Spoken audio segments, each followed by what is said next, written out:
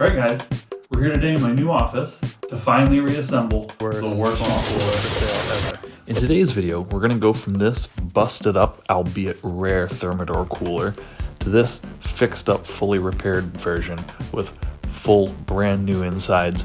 And we're going to focus especially on the recoil setup, which causes a lot of people a lot of problems. Okay, so here we're looking at how we left it in the last video. We had the swamp cooler all torn down. Here you can see how bad it was dented inside. So we're going to start with the basket. First thing you're going to do is free the spring. And to do that, you're going to want to remove the tip of the spring from the hole in the axle shaft. And then with that, you can slide the axle shaft out. The spring is the most common failure point on these swamp coolers. Either end of the spring can snap off. So if you have a bad recoil, chances are it has to do with this spring.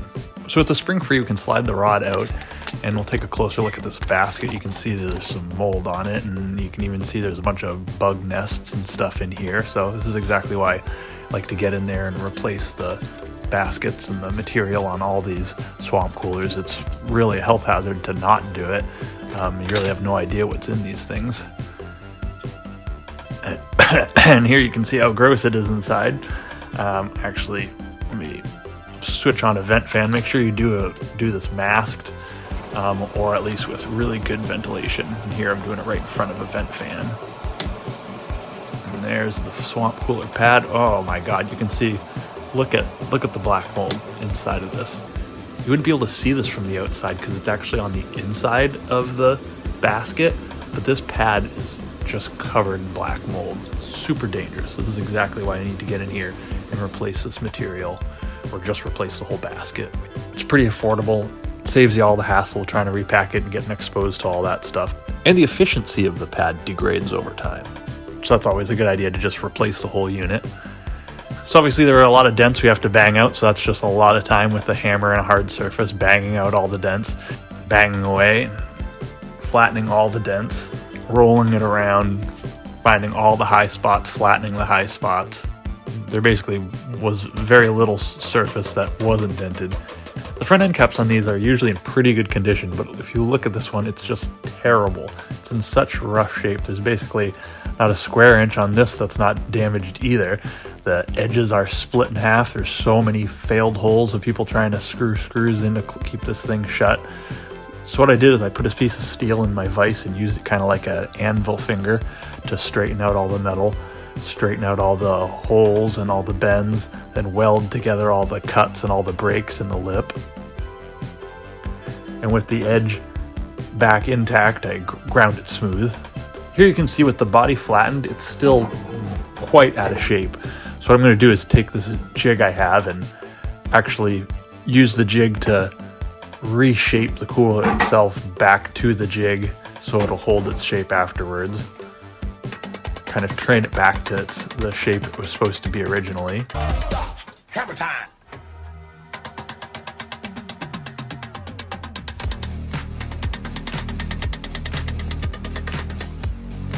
And here you can see that worked pretty well.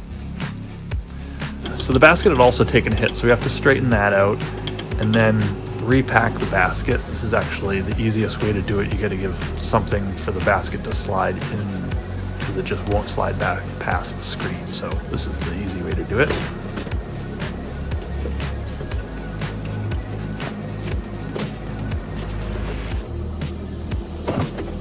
And with the basket repacked, all you got to do is put on the top end cap of the basket and fold the top end in.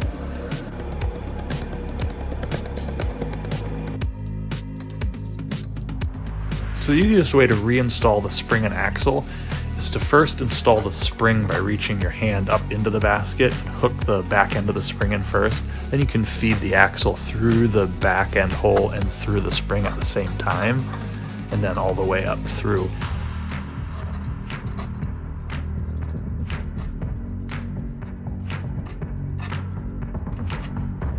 And make sure that you get this washer that's on the back side. That's actually what the bearing surface for this basket, so it needs to be in there.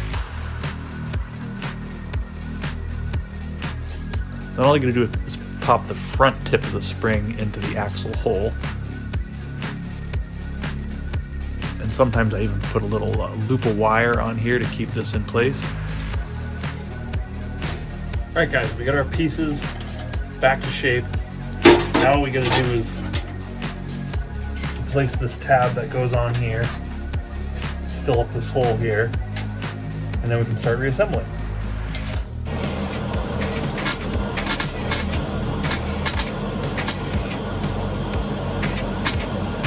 All right, now that we've got our cooler all straightened out and primed, now it's time to paint.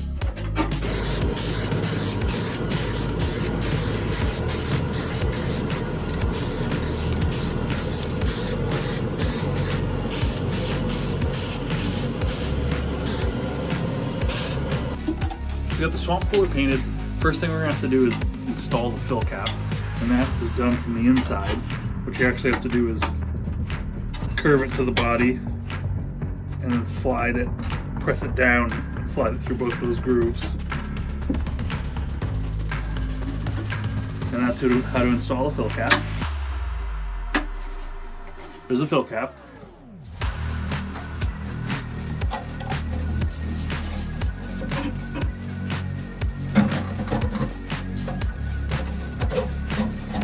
Now, the next important part is we need to seal the cooler to its front cap. So what we're actually going to do is we're going to put a bead of caulk into this, install it, and then go from the inside and make sure it's sealed all the way around the inside, or at least the very most part of the bottom half of it.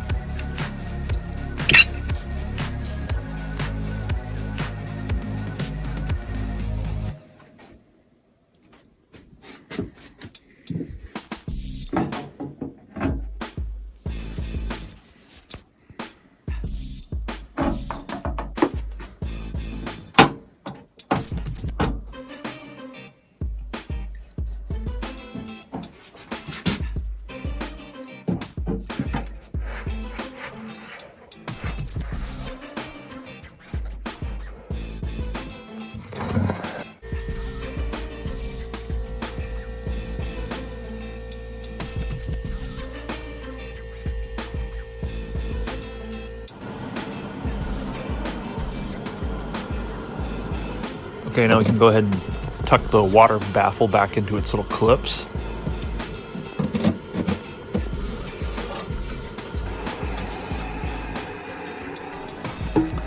And then while we're in here, we need to make sure that these wheels for the pull cord are freed up. A lot of the times these get sticky, so you can see this one's pretty stuck, quite frozen up. So I'm going to go in here with a pick tool and kind of free up the sides of the bearing, which tend to drag. Without even pried apart even a little bit at all, and the little WD-40, it really does wonders. And now that wheel's working much better.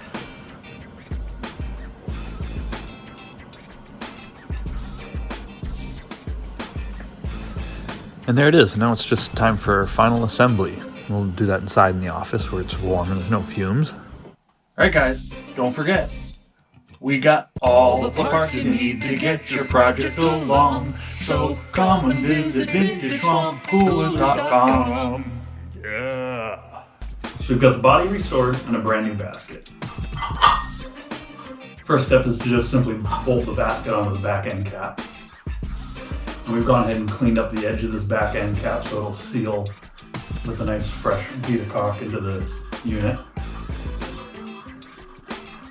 You don't want to fully tighten this on yet, and you'll see why in a minute. Okay, we're going to get some assistance feeding this cord through by using the tip of a zip tie. Just carefully tape the tip of the zip tie. You got to cut off the fat part onto the end of your rope. Then we can go ahead and install the basket. First thing we'll do is send the zip tie through the wheel. We've already gone ahead and freed up the wheel. And you can see the zip tie comes up front here. Then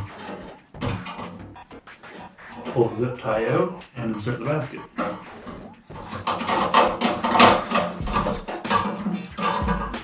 Alright, so with the basket in, you can go ahead and install your 3 screws and then seal the back cap in.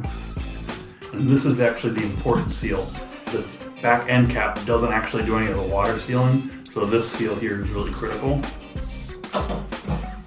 And after that, we'll get to probably the most asked question I get, which is how do you wind these things? You gotta be careful because the biggest failure part on this whole thing is the tip of these springs.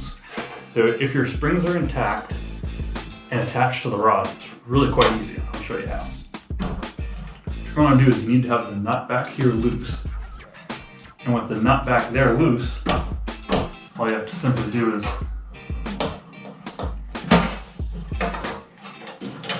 rotate the rod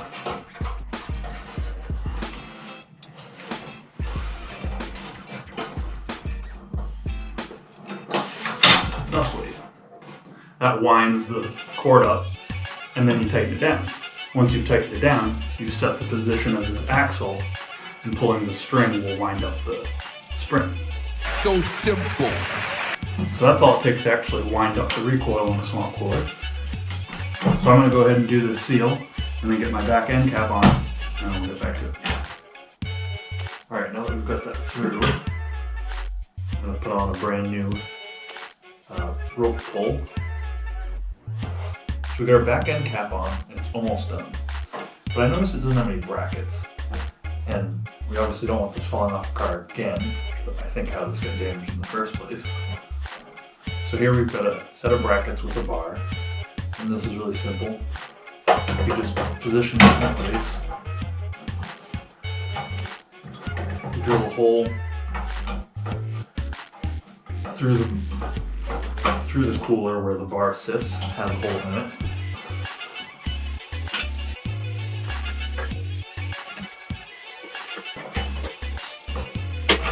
So now it's got brackets. The last step is the screen. The screen simply pushes onto the basket axle shaft and then is held in place by a retaining nut that presses onto the shaft.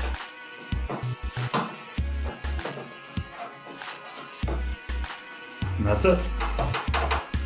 So our fill cap, screen, brackets,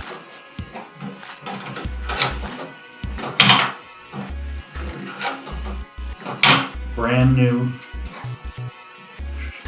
spring, basket, everything.